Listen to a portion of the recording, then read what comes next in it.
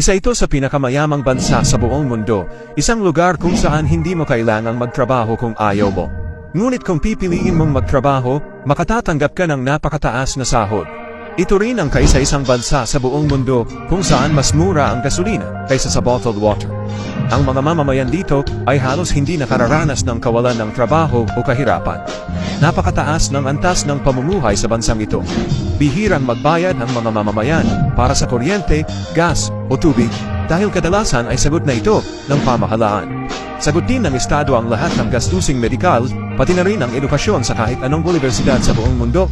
Bukod pa rito, tumatanggap ang mga mamamayan ng malalaking benepisyo tulad ng libreng lupa para sa pabahay, pautang na walang interes, at malaking benepisyo tulong pinansyal para sa pag-aasawa at pagkakaroon ng mga anak.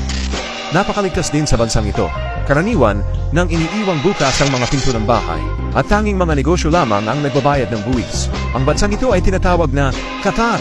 Kayo sa bansa ninyo ano meron?